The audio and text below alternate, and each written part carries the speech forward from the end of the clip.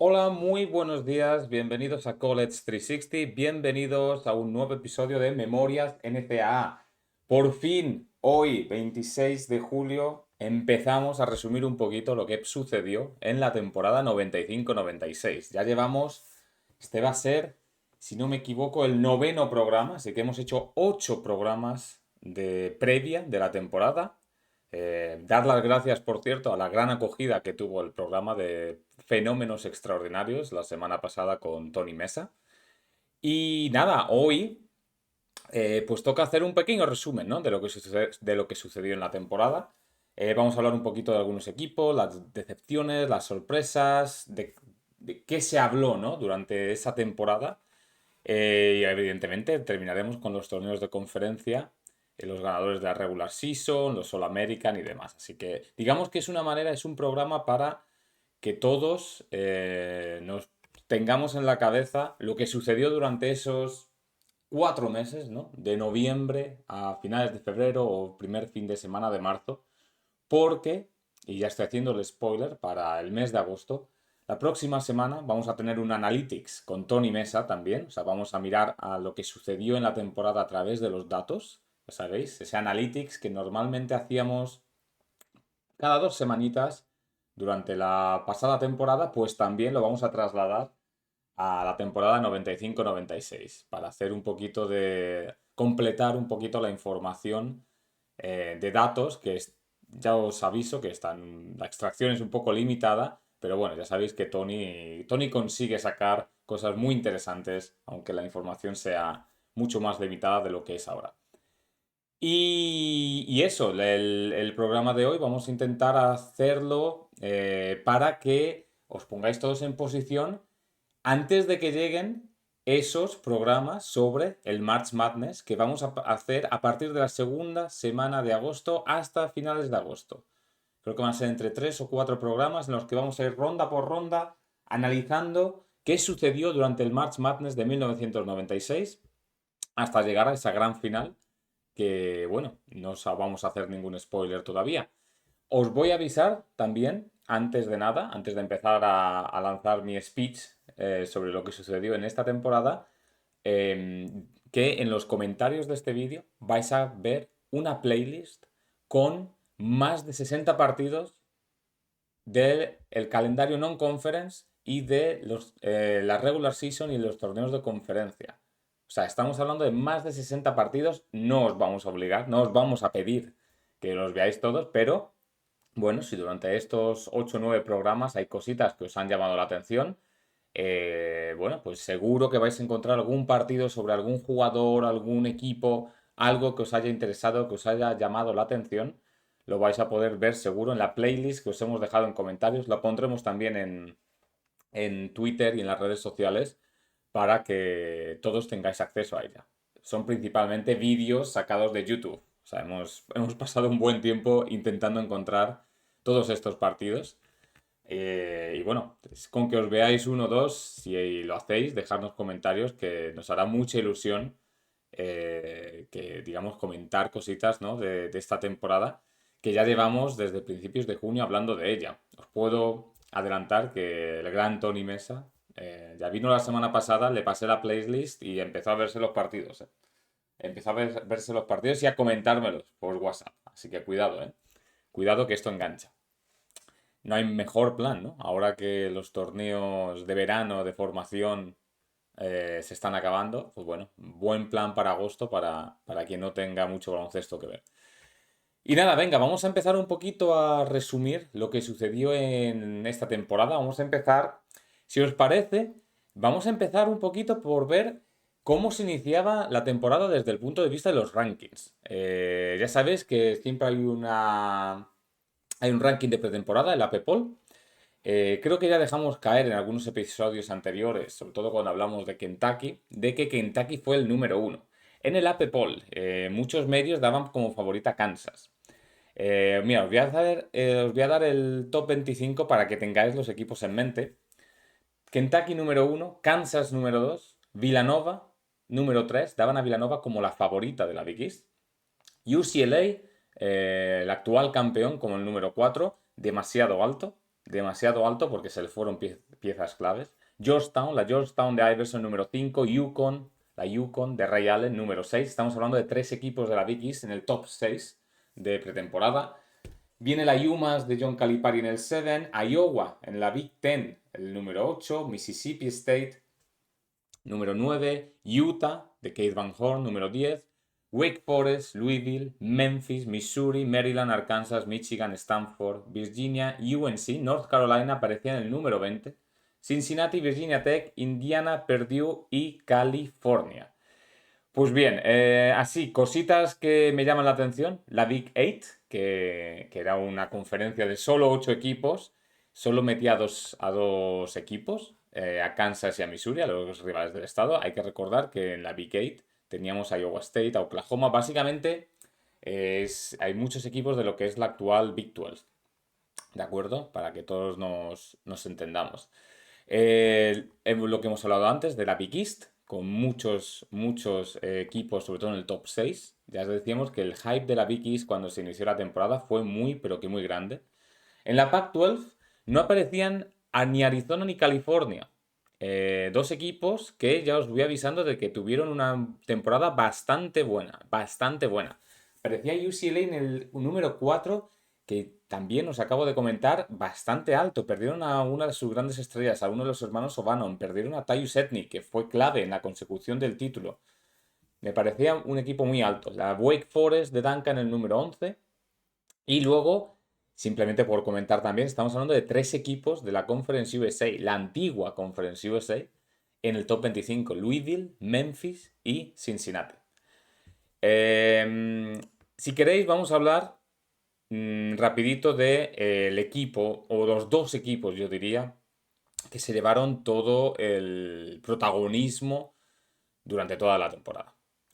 Hay que hablar. Primero, la UMass de John Calipari. Se mantuvo invicta hasta finales de febrero. O sea, esta UMass de John Calipari consiguió hacer un non-conference tremendo. Además, ganando. A ver si me acuerdo yo de los torneos, del nombre de los torneos. Ganó, creo que fue, ya ni me acuerdo. Creo que fue lo llaman el Franklin National Bank Classic o algo por el estilo, contra equipos como Florida o Maryland. Le ganó a Kentucky en el Palace Dover Hills en Detroit en el primer partido de la temporada. Kentucky, que fue como número 1. Le ganó Wake Forest, jugando en casa, cierto. Ganó el Rainbow Classic en Hawái, ganándole a North Carolina State, a USC y en la final a Syracuse. Un equipo, Syracuse, del que hablaremos ahora, que fue el equipo que sorprendió en la Big East. Le ganó a Memphis cuando Memphis era el número 3. Este era el Challenge Conference USA Atlantic 10, principios de 1996. Le ganó en un partido muy igualado, me lo he visto hace poco. Por aquel entonces, Memphis estaba rankeado el número 3 del país. Y le ganó UMass, que era el número 1 por aquel entonces, evidentemente. Y nada, su primera derrota llega frente, y acá está la sorpresa, frente a George Washington en casa. 76-86 perdieron en febrero, en el 24 de febrero de 1996.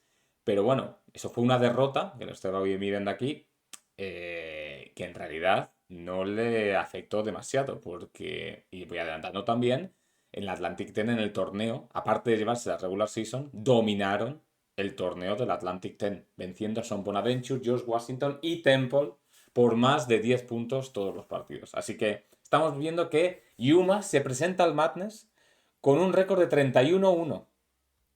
31-1, seed número 1 para el March Madness, con una sola derrota frente a George Washington y con unas grandes victorias en el non-conference. Repito, Kentucky, número 1. Maryland era el número 19 cuando les ganaron. Wake Forest el número 10. Le vencieron, se me olvidó, le vencieron a Georgia Tech, la Georgia Tech de Stephon Marbury, en terreno neutral. También era el número 21. Le ganaron a Syracuse número 13, a Memphis número 3. Tremendo el non-conference, y hay que decir que evidentemente esto hizo que el protagonismo durante esa temporada, sobre todo por venir de una conferencia mid-major, se la llevó esta UMass de John Calipari. Yo diría que de hecho fue esta temporada, digamos, el pick más alto de la carrera de John Calipari en Massachusetts, en la Universidad de Massachusetts. También es cierto, fue el pick más alto de la Universidad de Massachusetts en toda su historia. Ya hablamos un poquito cuando hicimos un programa dedicado a ellos que realmente nunca han estado a ese nivel durante 3 o 4 años como estuvieron a principios de los 90. Pues bien, UMass, una de las grandes historias del año. Kentucky aparecía como número 1 del país, recordemos. Pues bien, perdieron su primer partido frente a UMass. No sé si fue el primero. Fue el primero de UMass, a lo mejor fue el segundo. Me suena que pudo haber sido el segundo de Kentucky. Un partido que tenéis en la playlist, por cierto. Un partido bastante bueno. Os puede llevar equívoco porque es el principio de la temporada y parece que UMass es un equipo muy alegre. Hay que decir que UMass es un equipo mucho más lento de lo que pareció en este partido. Sí que es cierto que Kentucky te lleva un ritmo, te obliga a jugar o te obligaba a jugar a un ritmo muy alto. Pero bueno, Kentucky pierde 28 de noviembre frente a UMass en el Palace de Auburn Hills en un partido en cancha neutral. Pues bien, no vuelve a perder Kentucky hasta el 10 de marzo en la final de la SEC frente a Mississippi State 84-73. 26 victorias consecutivas de Kentucky. Consigue, creo que fueron, os lo voy a decir ahora para que no me equivoque, de 16-0 de récord en la SEC. Evidentemente ganan la SEC. Evidentemente. Y un equipo que no es solo el dominio en cuanto a victorias, pero el dominio estadístico y el dominio que tenía sobre todos los equipos. Es que estoy viendo ahora mismo los resultados en la conferencia y es que en la conferencia creo que no hay ningún partido, quitando un partido frente a Georgia fuera de casa, el resto los gana por más de 10 puntos. Pero claro, surge esa sorpresa frente a Mississippi State al final, en la final, en el Louisiana Superdome, al final de la SEC, que digamos le hace a Kentucky aparecer en el Madness también con un sit 1, pero con un récord de 28-2. Así que como estáis viendo, dos equipos con una trayectoria tremenda. Digamos, los dos grandes favoritos de cara al Madness, esta Kentucky y esta UMass. Bien, ¿qué más tenemos? Equipos que hay que tener más en cuenta. Estábamos hablando de la SEC, por cierto. En la SEC hay una buena noticia, aunque bueno, buena noticia. Un equipo con muchos altibajos, la Mississippi State de no sé si os acordaréis, de Eric Dampier. Y creo que Dontai Jones también jugó en la NBA. Sí, creo que sí. Dontai Jones me suena a mí que jugó en la NBA. Estoy tirando de memoria ahora. Eh, pero Mississippi State aparece en el top 10 de pretemporada. Pero claro, es que esta Mississippi State, lo mismo. Bueno, lo primero de todos, se hace un non-conference bastante flojo, que ya sabéis, aquí en College 360 estamos muy en contra de non-conferences muy flojos. No solo eso, pierde en casa frente a Little Rock, que era un equipo de la Sun Belt. Little Rock, que si no me equivoco, y mira, lo voy a mirar ahora, creo que Derek Fisher, así es. Derek Fisher, el base de Little Rock, quien no se acuerda de Derek Fisher, ahora también en los banquillos, le ganó a esta Mississippi State en casa en el non-conference. Al final acaban segundas, creo, o segundos o terceros en la SEC, pero ganando partidos con muchos altibajos. Pierden frente a Arkansas, frente a South Carolina en la SEC, frente a Mississippi, frente a Vanderbilt. Es un equipo muy poco fiable, sobre todo evidentemente si lo comparas con la Kentucky de Pitino, ¿no? Que se mostró imbatida. Pero claro, este equipo consigue vencer en la final de la SEC a Kentucky, a la todopoderosa Kentucky. Así que Mississippi State, queramos o no, a pesar de que tenía muchos altibajos, sí que parece que consiguió acabar la temporada en un nivel bastante alto. Mira, tengo aquí el AP Poll, empezó en el número 9, acabó en el número 19. Pero si hay que hablar de la SEC, hay que hablar sobre todo de la decepción que fue Arkansas. Arkansas empezó en el número 16, pero la verdad es que voy a mirar el calendario ahora, no aparece otra vez en el AP Poll en toda la temporada. Cae en torneos principio de temporada frente a Arizona. Cae en casa frente a Arizona, cae en casa frente a Michigan State en el non-conference, frente a Cincinnati, otra de las grandes sorpresas, y en la conferencia pierde 8 partidos. Claro, un 8-8 en la conferencia, difícil, ¿no? Difícil para este Arkansas que al final acabaría clasificándose al Madness, pero prácticamente como un regalo en el seed número 12. Así que una SEC un poquito, no sé, yo diría que con una Kentucky muy dominadora, solo metieron a 4 equipos en el Madness. Georgia que acabó segunda en la SEC con un récord de 9-7. Hay que decir que la SEC por aquel entonces tenía como dos divisiones. La este, donde Kentucky y Georgia fueron los primeros, y la oeste, donde Mississippi State y Arkansas consiguieron ganar. Fueron estos 4 equipos, por cierto, los que se clasificaron para el Madness en la SEC. ¿Qué más cositas? Os estábamos hablando de la Big East. Pues bien, la Big East, lo de siempre, lo que os estábamos hablando. UConn, Georgetown, Villanova, en el top 6 de pretemporada. Son equipos que todos pierden partidos. 2 partidos durante el non-conference. Creo que UConn a lo mejor solo uno. Lo podemos ir mirando mientras. Pero una vez llega la regular season, hay un dominio tremendo de UConn. Esto también tiene la Big East, la dividían entre 2 divisiones. UConn acaba la Big East con un récord de 17-1. 17-1. En su división, Villanova acaba con 14-4, Boston College con 10-8. Estos 3 equipos en esta Big East, no sé cómo lo llaman a la división realmente, se clasifican para el Madness. Y en la otra división, Georgetown la consigue ganar con 13-5, pero 13-5 es un récord peor que el de Villanova. Así que Georgetown acaba prácticamente tercera, ¿no? Se podría decir, de la Big East. Y Syracuse, la gran sorpresa, acaba con un récord de 12-6. Cuidado con esta Syracuse porque tiene una temporada bastante interesante. Acaba el non-conference con un récord de 11-1. Solo pierde en la final del Rainbow Classic en Hawái frente a UMass a finales de diciembre. O sea, llevaba un récord de 11-0.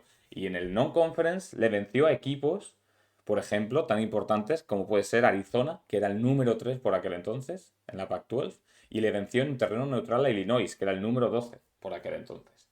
Así que es cierto que en la Big East, sobre todo, tiene un mes de enero, un comienzo bastante flojo. En la Big East pierde frente a Miami, luego gana Providence y Rutgers, pero es que luego pierde frente a West Virginia, Connecticut y Georgetown, todos fuera, y Villanova en casa. Claro, es que se planta. Sí que había partidos ya. Empezaron a jugar partidos a principios de diciembre en la Big East. Y bueno, creo que en ese momento estaba 7-5 en la conferencia. Luego sí que es cierto que remonta al final, también cuando el calendario se lo permite.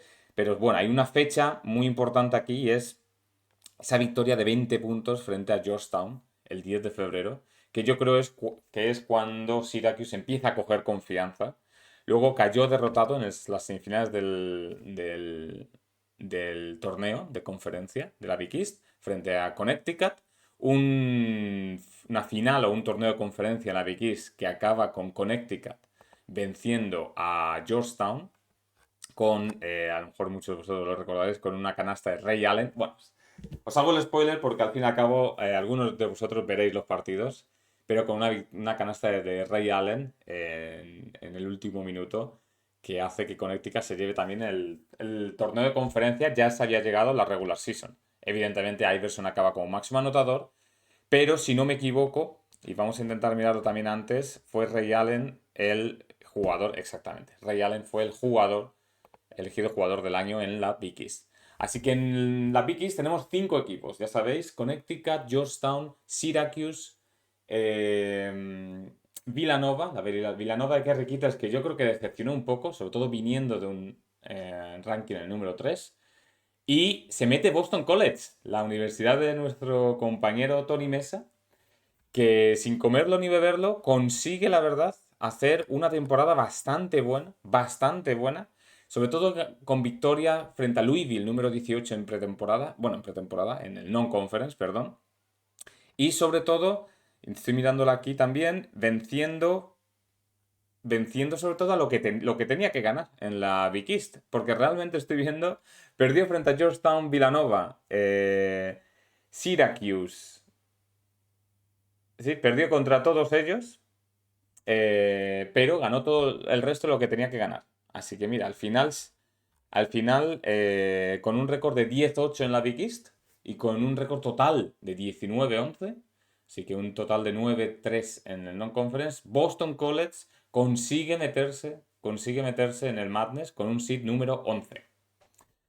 Así que nada, esa es la Big East. En la Pac-12, bueno, Pac-12 que ahora se llama Pac-10, se podría decir, es una conferencia que también mete a 10 equipos, pero aquí hay un gran cambio respecto a los rankings de pretemporada. UCLA se desinfla, aunque luego consigue recuperar, sobre todo en el mes de febrero. En el mes de febrero consigue recuperar bastante el terreno que había perdido. Estoy intentando mirar a ver si podemos ver el récord de UCLA y así os lo puedo decir. Aquí está. UCLA empieza la temporada perdiendo contra Santa Clara de Steve Nash en el Maui Invitational y frente a Vanderbilt. Ahora hablaremos del Maui Invitational, por cierto. Pero al final acaba de buena manera, sobre todo porque acaba ganando 7 de los últimos 8 partidos en la Pac-10 y sobre todo venciendo a California, la California Sharif Abutur-Rahim fuera de casa y venciendo a Arizona. Arizona que se llevaría el torneo de la regular season de la Pac-10. Hay que recordar que la Pac-10 no tenía torneo de conferencia. Así que todo iba, ya sabéis, sin torneo de conferencia. El ganador fue... Ah, mira, estoy viendo aquí. Me he columpiado porque el ganador, de hecho, de la regular season fue UCLA. Sobre todo con esa gran victoria frente a Arizona en febrero.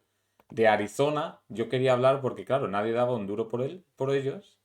Pero Arizona hace un non-conference tremendo. Es que hemos hablado ya algunas cosas antes. Le vence a Arkansas fuera de casa. Que vale, que sí, que Arkansas era número 16 por aquel entonces y luego desapareció de los rankings. Pero es que Arizona se mete a jugar en el preseason, en el NIT tip-off, en el Madison Square Garden, y le vence a Michigan y le vence a Georgetown. O sea, 3 victorias seguidas, Arkansas, Michigan, Georgetown, frente a equipos del top 25. Consigue ganarle a Houston. Houston, ahora he hablado un poquito de esto, Houston que estaba en la Southwest Conference. La Southwest Conference por aquel entonces se podría haber llamado la conferencia tejana, porque solo hay equipos de Texas, básicamente. Todo lo que conocemos de Texas, TCU, Texas Tech, Baylor, Houston, básicamente eran 10 equipos y todos eran del estado de Texas. Y eso, Arizona acaba con, la verdad, non-conference empieza muy, pero que muy bien. Le gana a Rutgers en un partido en casa, en el non-conference también. Le vence a Texas A&M, otro equipo de la Southwest, por cierto. Y su única derrota viene frente a Syracuse en casa, ¿eh? Acordaros lo que os he dicho, que Syracuse se convirtió en un equipo muy, pero que muy importante. Dejarme beber un poquito el café. Y sí que es cierto que una vez empieza la Pac-10, el torneo, sucumbe frente a California y sucumbe frente a Stanford. Ambos partidos fuera de casa. Y la verdad es que sí que tiene partiditos por ahí, derrotas frente a, por ejemplo, Washington. Los Huskies, de Patrick Femerlin, como hablamos con Tony Mesa. Pero bueno, acaba el torneo clasificándose para el Madness, acaba en el AP Poll en el número 11. La verdad es que es sorprendente porque Arizona acaba con un seed número 3 en el Madness y en el AP Poll en el número 11. Y UCLA acaba ganando la regular season de la Pac-10, pero acaba en el número 14 de la AP Poll y se mete al Madness con un seed número 4, con un seed más alto que el de Arizona. Si queréis para completar, por cierto, el tema de la Pac-10, hay que decir que Stanford acaba solo una victoria de Arizona, tercera en la conferencia, y California con una victoria menos también que Stanford. O sea, bastante igualados los 4 primeros puestos. Estos son los 4 únicos equipos de la Pac-10 que se clasifican para el Madness. Información interesante. sobre la Pac-10, de la que sí que es cierto que no hay muchísimos partidos, la verdad, la playlist que os hemos dejado. No hay muchos porque, bueno, ya sabéis, nunca ha sido la favorita de mucha gente, se podría decir. ¿Qué más nos quedan? Grandes sorpresas. Podríamos mirar. Bueno, hemos hablado de los de UMass, la Atlantic 10. Podemos hablar de la ICC, ¿no? Claro que sí, hombre. La ICC, que en el top 25 solo tenía. Bueno, tenía Wake Forest en el número 11, Maryland en el 15, Virginia en el número 19, UNC o sea, North Carolina número 20. Y al final, en el top 25 en la ICC acaba North Carolina en el 25. Georgia Tech en el 13, cuidado, Georgia Tech hay que hablar de ellos. Y Wake Forest en el 9. Se acaba con muchos menos equipos. La regular season, sorpresa, bueno, sorpresa, la gana Georgia Tech. La Georgia Tech de Marbury, la Georgia Tech de Matt Harpring, la Georgia Tech de Drew Barry. Pues Georgia Tech le gana con un récord de 13-3 en la ACC, 12-4 Wake Forest, 10-6 North Carolina. Duke, Maryland y Clemson también se clasifican. Clemson con un récord negativo en la conferencia, regalando invitaciones a la ICC desde 1996, la NCAA. La gran decepción fue la Universidad de Virginia, que aparece en el top 20 de los rankings, que tenía jugadores que luego jugaron en la NBA, como Courtney Alexander, por ejemplo, y venían de una muy buena temporada la temporada anterior, pero la verdad es que la temporada de Virginia fue bastante decepcionante, un récord de 12-15, 6-5 en el non-conference, muy mal, muy mal. Y lo que decíamos, Georgia Tech y Wake Forest, los grandes dominadores de la conferencia. Sí que es cierto que Georgia Tech es un equipo que tarda en arrancar. Es un equipo que hemos hablado de que es un partido de las primeras semanas muy famoso, el Iverson Marbury, Georgetown, Georgia Tech, pierden frente a Kentucky, frente a Georgia, pierden frente a UMass, pero no solo eso, es que del 18 al 29, al 30 de diciembre, pierden 4 partidos seguidos contra Mount St. Mary's de la NEC, el que os hemos dicho de UMass. Pierden frente a Bradley, la Bradley de Anthony Parker, de la Missouri Valley, y pierden frente a la Santa Clara de Steve Nash. Que pierden 4 partidos en diciembre, que si lo extendemos hasta el principio de diciembre, su récord en diciembre es 2-6. Le ganan solo a Appalachian State y a Louisville. Claro, con esos números desaparecen de la PEPOL, como nos podemos imaginar. Empieza la ACC y en la ACC, básicamente, pues vence muchos partidos en la prórroga, muchos finales igualados, pero realmente acaba con un récord de 13-3, ganando los últimos 7 partidos, y en esos últimos 7 partidos le vence de manera consecutiva Duke, North Carolina y Wake Forest.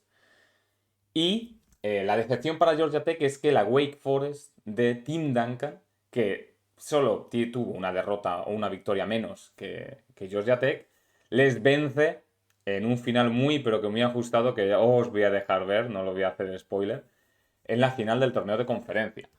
Al final estamos hablando de que esta Georgia Tech, que yo creo que fue probablemente la gran historia de la ICC, acaba con un seed número 3 en el Madness.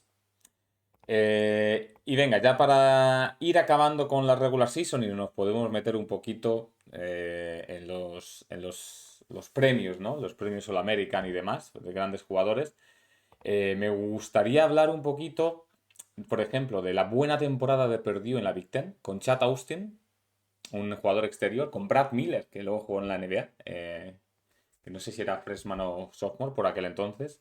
Purdue que principalmente su mayor rival en la Big Ten se convierte, algo que me ha sorprendido, por cierto, se convierte,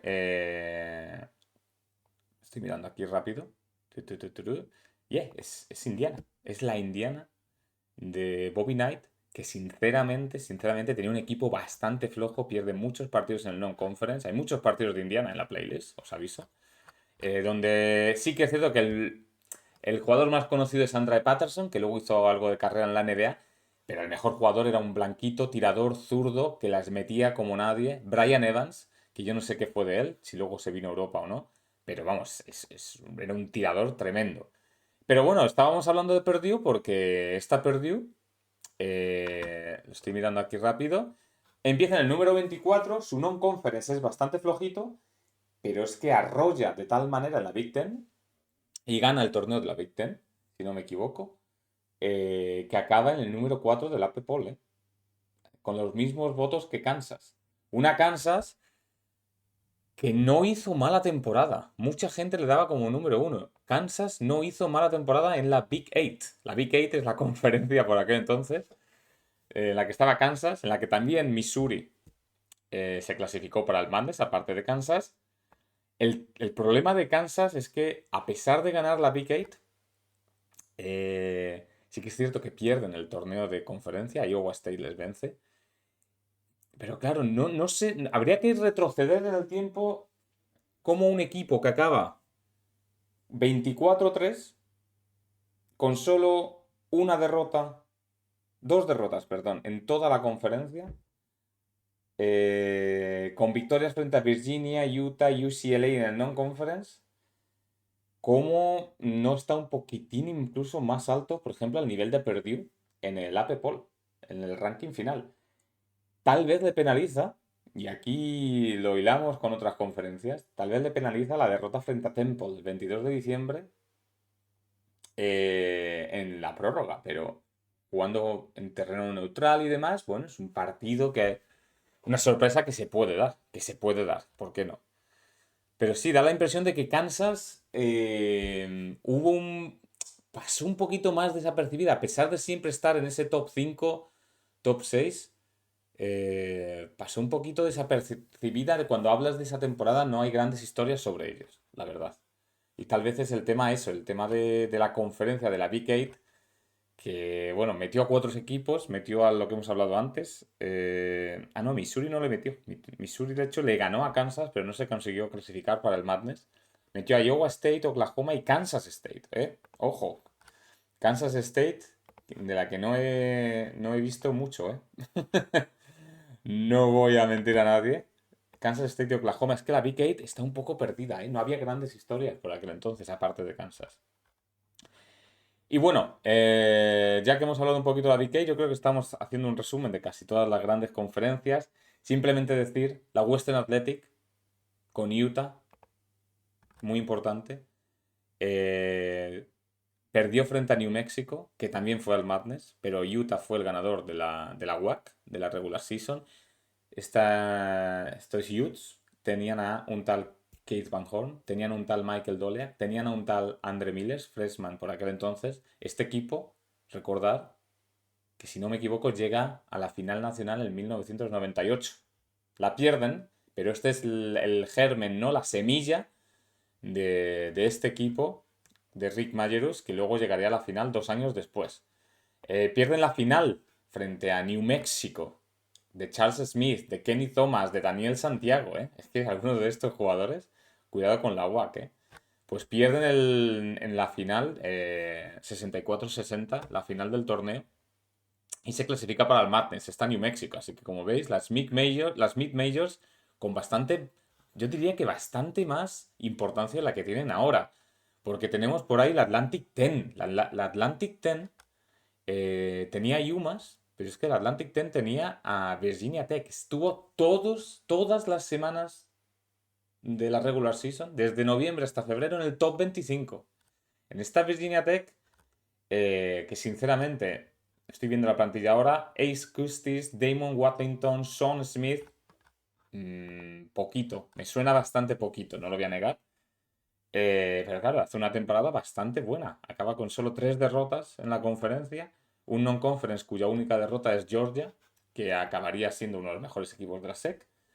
Pues Virginia Tech, otro equipo del Atlantic 10 que consigue meterse. George Washington también apareció por ahí alguna semana.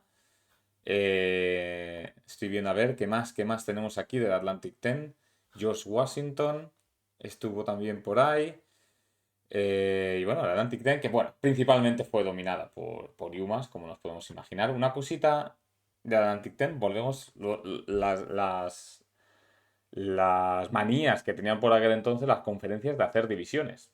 Hicieron la división este, la división oeste. O sea, más UMass ganó la división este, la división oeste fue ganada por Virginia Tech.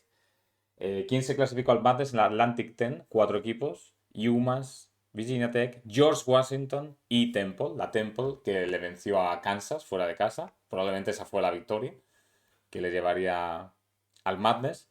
Y me apetecía hablar también rápido, a ver si lo encuentro aquí, de la USA. Porque la Conference USA mete Cincinnati, otro equipo perenne en el top 25, llegando incluso a ser número top 3 a mitad de enero.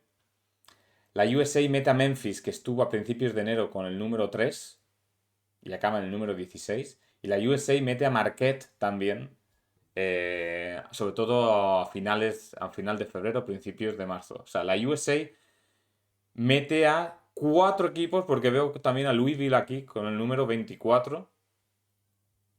4 equipos en el top 25 final.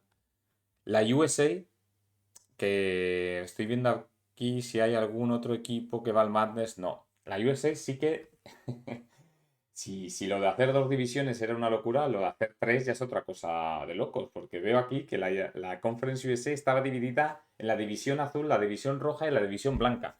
La división azul y roja tenían 4 equipos y la división blanca tenía 3.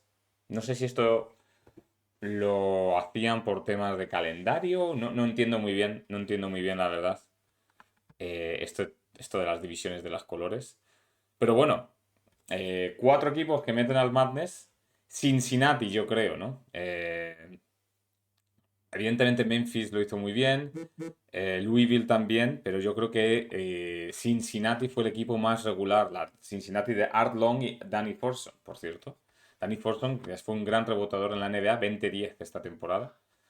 Y claro, Cincinnati, es que hay que decirlo, Cincinnati acaba con un seed número 2 del país.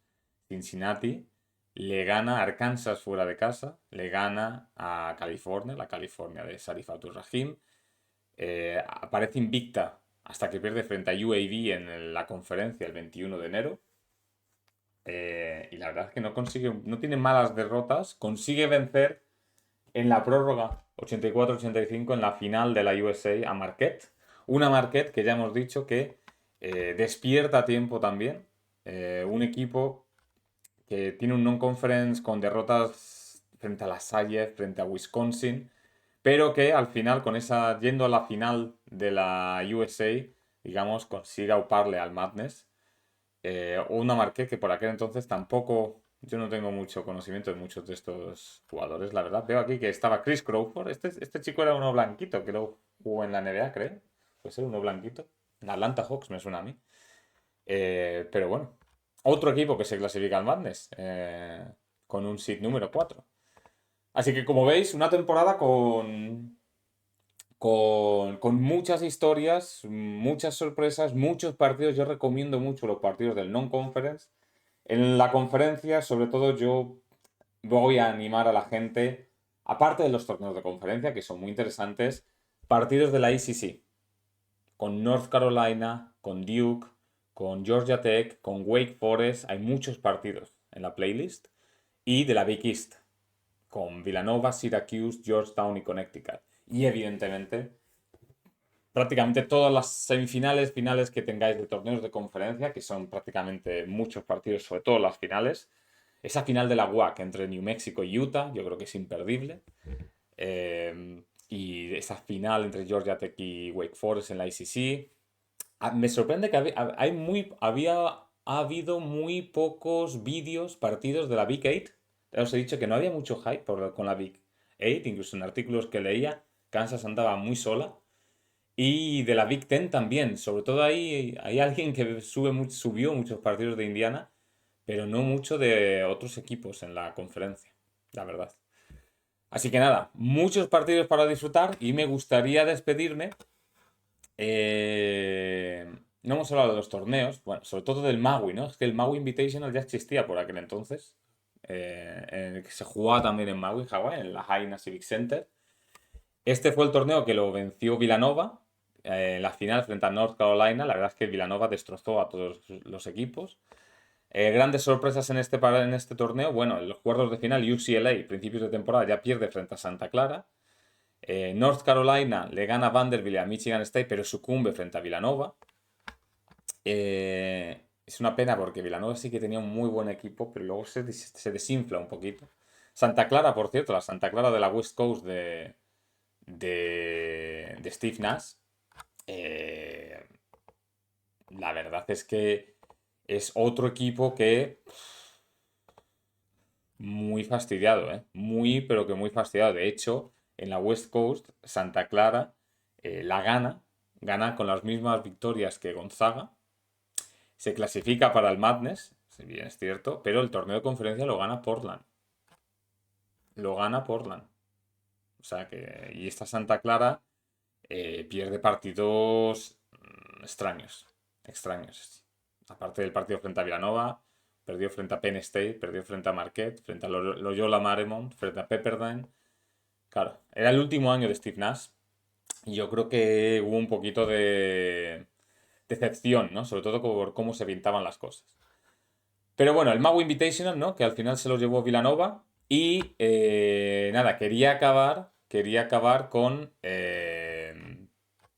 hablando un poquito de los premios, ¿no? Los premios de individuales, para que la gente los tenga en mente. Vamos a mencionar primero los All American. El primer quinteto All Americans. Seleccionaron a 6, no sé por qué. Os van a sonar todos y creo que va a haber pocas sorpresas. Ray Allen de Connecticut, Marcus Camby de UMass, Tony Delk de Kentucky, el mejor jugador de Kentucky, el máximo anotador, Tim Duncan por dentro Wake Forest, Allen Iverson, Georgetown, Kerry Kittles, Villanova. Bastante talento, ¿eh? Todos ellos, talento NBA. Estoy mirando, creo que todos ellos se fueron a la NBA, excepto Tim Duncan en el draft del 96. Y nos vamos al segundo quinteto y tienes a Jackie Bond en Kansas, ya sabéis, el base que luego jugó en Utah y en otros equipos. Keith Van Horn en Utah, ya sabéis, ese 2-10 blanquito. Yo los recuerdo sobre todo en los Nets y luego en los Mavericks. Danny Forson, máquina reboteadora de Cincinnati. John Wallace en Syracuse, también se fue al draft en el 96. Y alitas de pollo, Lorenzen Wright en Memphis. Está Memphis, que ya os dije que sobre todo hasta enero estaba en el top 5 a nivel nacional. Lorenzen Wright, que se fajaba por dentro en ese partido frente a Yumas, hace lo indecible. Un tío que luchaba contra todo y contra todos, con esa déficit un poquito de altura que tenía, por ejemplo, en este caso, frente a Marcus Camby, pero siempre competía muy bien Lorenzen Wright. Así que los All-Americans, esos eran los, digamos, los dos quintetos. Prácticamente a nivel nacional, de los 8 premios que tengo aquí, el Wooden Award, Naismith Award, Associated Express, bla bla bla, bla bla bla, 7 de ellos dieron como jugador nacional del año a Marcus Camby y solo el UPI College Basketball Player of the Year fue para Ray Allen. Así que se podría decir que Marcus Camby fue el gran jugador, ¿no?, de esta temporada y el que se llevó casi todos los premios. Y si tenemos que hablar de entrenadores, pues de los 5 grandes premios que se daban al mejor entrenador, 2 de ellos se los lleva Jenny Kidd, el entrenador de Purdue. Ya le hemos hablado de Purdue en la Big Ten, un equipo que no aparecía en los rankings y que al final dominó la Big Ten y apareció con un seed bastante alto, ¿eh? Una de las historias, yo diría que con la de Syracuse, evidentemente la de UMass, aunque UMass número 7 se podía esperar un poquito de dominio, pero yo creo que lo de Purdue fue una de las grandes sorpresas también de cara al Madness, ¿no? Con un seed bastante alto, creo que fue un seed 2 o un seed 3 con el que llegaron al Madness. Y el otro, evidentemente, fue John Calipari en UMass. ¿Qué vamos a decir? Con solo una derrota en toda la temporada antes del Madness, evidentemente este trofeo extraño fue que no le dieron todos a Calipari, la verdad. Bien merecidos. Y luego otros trofeos que tenemos por aquí, por ejemplo, tenemos, la verdad es que me hace gracia en algunos de ellos, el NABC Defensive Player of the Year, se lo dieron a Tim Duncan. El Robert Gissi Trophy, que es para el top player en el Philadelphia Big Five, se lo dieron a Kerry Kittles en Villanova. Y el Haggerty Award, top player en New York City Metro Area, se lo dieron a Adrian Griffin en Seton Hall. Así que bueno, ahí tenemos, ¿no? Hemos hablado un poquito de casi todos los equipos, casi todos los jugadores de los que había que hablar. La próxima semana vamos a hablar del Analytics. Y luego vamos a empezar el Madness. Vamos a recordar el Madness después, pero para que lo tengamos en mente. Lo estoy mirando aquí para ver que no se me olvide. Los Tournament Seeds. En la región este, siempre te irá a dar los primeros, o los equipos interesantes, ¿no? Que también van ligados a lo que hemos hablado. UMass, el número 1, Georgetown, el número 2. Texas Tech, el mejor jugador, el mejor equipo y ganador de la Southwest, la conferencia tejana. Y luego tenías a Marquette, Penn State, North Carolina, New Mexico y Bradley. Cuidado con esta región este. La región Southeast. Connecticut, número 1. Cincinnati, la gran ganadora de la Conference USA. Georgia Tech, de Marbury. UCLA con el seed número 4. Mississippi State, que dio la sorpresa frente a Kentucky. Indiana con Brian Evans. Temple y Duke eran los 8 seeds, digamos, de esta región. La Midwest, Kentucky, Wake Forest, Villanova, Utah, los Utes, Iowa State, Louisville, Michigan, la Michigan de Maceo Baston de Louis Bullock. Teníamos también por aquí a Texas y Virginia Tech. Y la West Regional, el número 1, fíjate, yo pensaba que había sido a lo mejor Kansas, pero no. El número 1 se lo dieron a Purdue, Todavía más sorpresa lo que estaba diciendo antes. Purdue seed número 1 en la región oeste con Kansas, Arizona, Syracuse, Memphis, Iowa, Maryland, Georgia. Uf, esta región, en cuanto a igualada, me parece tremenda, Pero es que hay como 4 o 5 equipos en cada región que la verdad es que podrían ser favoritos a todo. Tal vez lo veía más fácil, fijaros, la Southeast Regional con Connecticut, el número 1, enfrentándose frente a Cincinnati, Georgia Tech, UCLA, Mississippi State. Yo creo que cuando se dio, ¿no? el Selection Sunday en 1996, creo que mi primera reacción habría sido que estaba todo preparado para que Ray Allen llegase a la Final Four. Llegó a la Final Four, vais a tener que esperar unas cuantas semanas más. Por el momento, es hora de verse partidos. Ya sabéis que dejamos en los comentarios, en el vídeo, en los comentarios del vídeo, para que veáis partidos del non-conference y del calendario de conferencia. Os hemos hecho el resumen rápido para que todo os suene. La próxima semana se viene un Analytics con Tony Mesa para hablar un poquito más de cómo fue la temporada desde el apartado estadístico. Y ya empezaremos a hablar del Madness. Iremos ronda por ronda y evidentemente haremos una lista de reproducción con todos los partidos del Madness, que yo creo que son muchos, si no casi todos, que encontramos en YouTube. Así que nada, chicos, muchas gracias por estar aquí. Otros 45 minutitos hablando de la temporada 95-96. Y ya sabéis, lo de siempre, seguirnos en nuestro canal en YouTube, suscribiros por favor, me gusta, dejarnos comentarios en iVoox, en Spotify, en Google Podcast y seguirnos en Twitter, en Instagram, dejarnos, todavía es los últimos días para dejarnos preguntas para el consultorio que vamos a hacer en unos días. Y nada, yo aquí me despido, vuelvo con Tony la próxima semana porque se viene un agosto de madness, un agosto de locura, viviendo el March Madness de la temporada 1996 durante todo este mes de agosto en la playa, con chanclas, pero siempre con baloncesto. Un saludo, nos vemos mañana. Hasta luego.